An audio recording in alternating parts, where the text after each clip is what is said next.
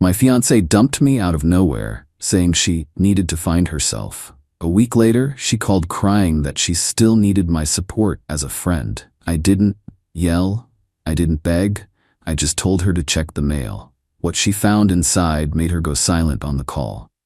It happened on a Tuesday. I remember because we had just paid the rent for our apartment the day before.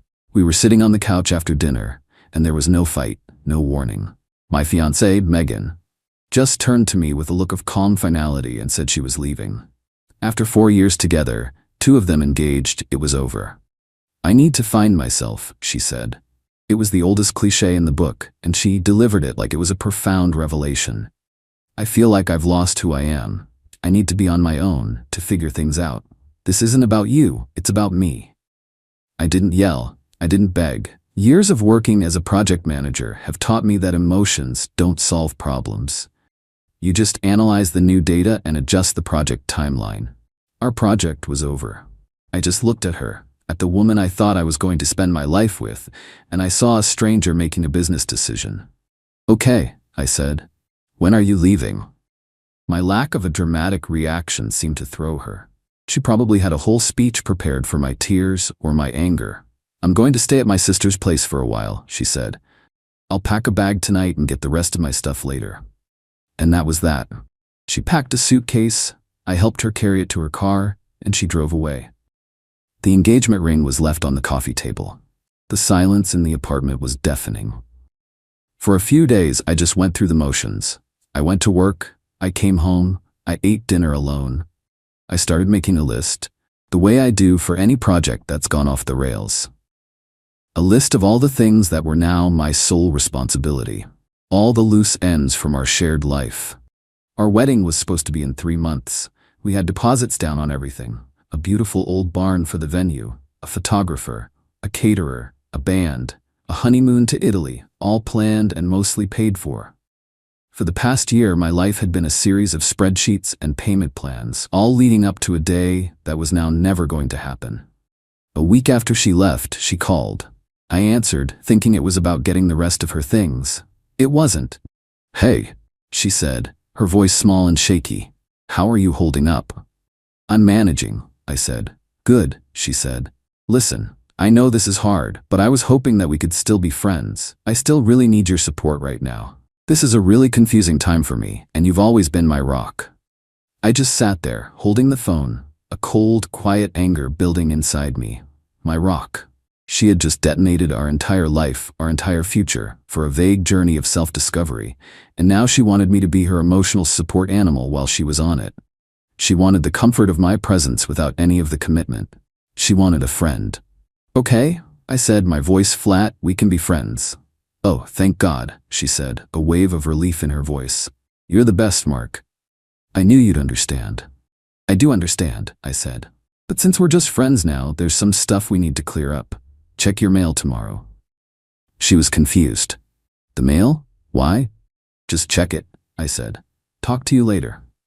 I hung up before she could ask any more questions. She had no idea what I had been doing for the past week.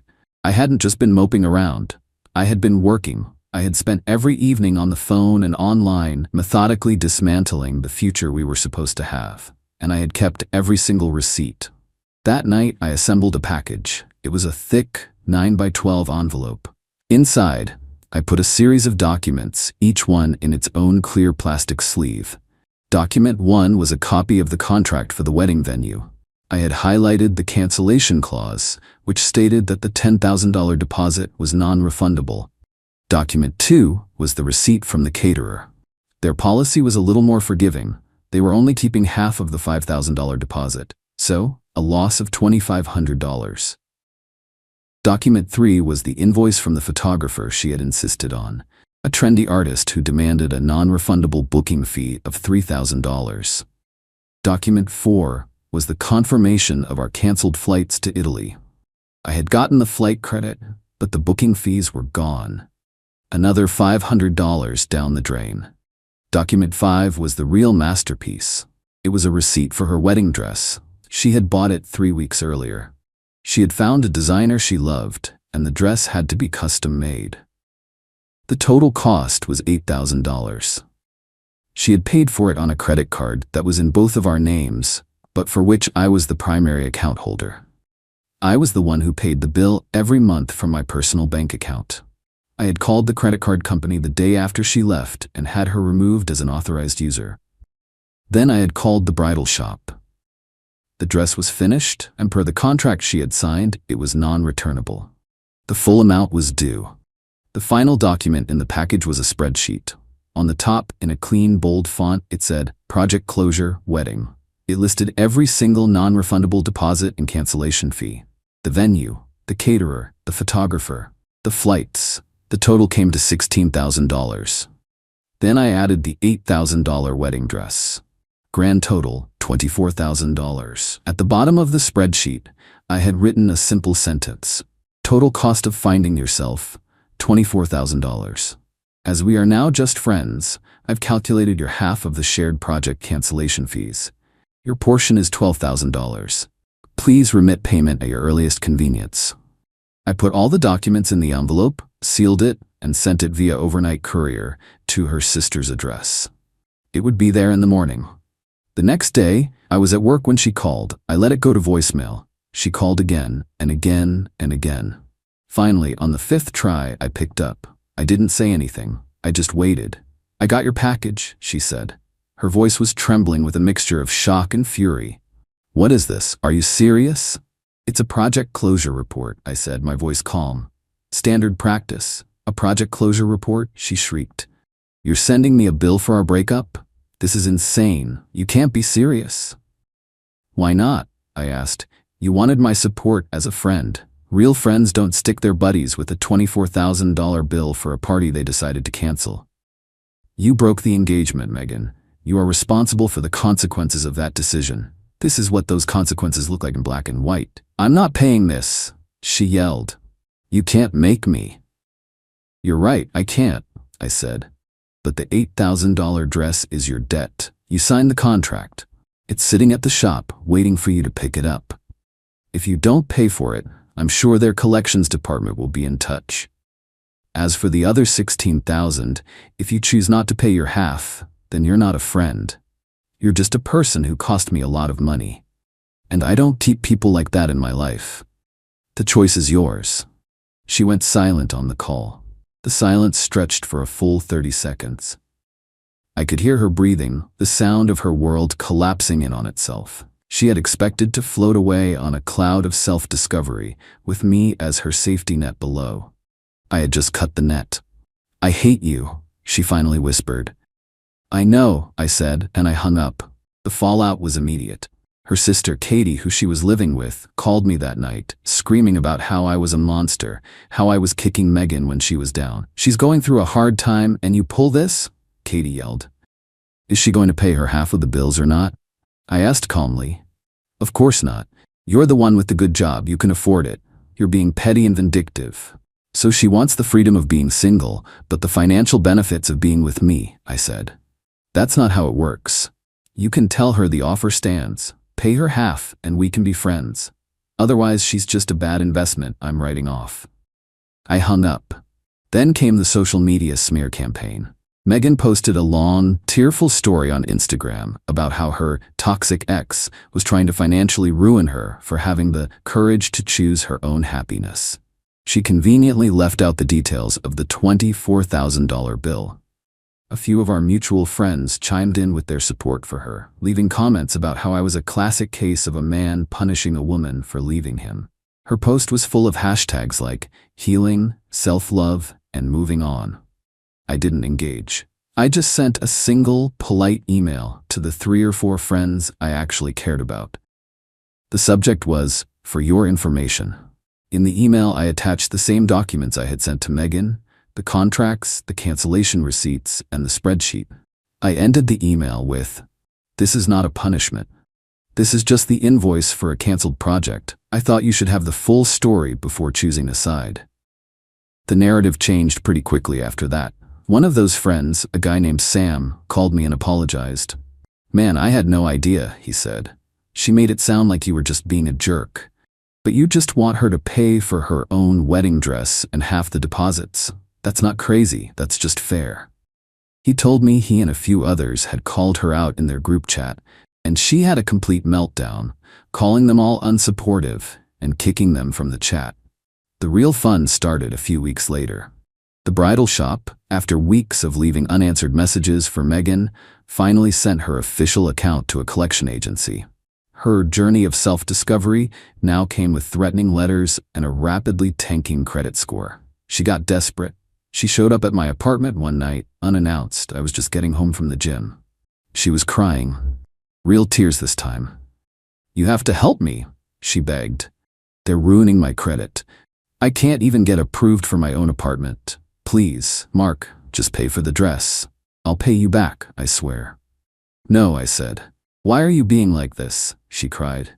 "I thought we were friends. You said you'd support me." "I am supporting you," I said. "I am supporting your journey to find yourself. Real adulthood, the kind you're looking for, is about taking responsibility for your own choices. You chose the dress. You chose to end the engagement. Now you have to choose to pay your bills. This is what finding yourself looks like. It's not a yoga retreat in Bali.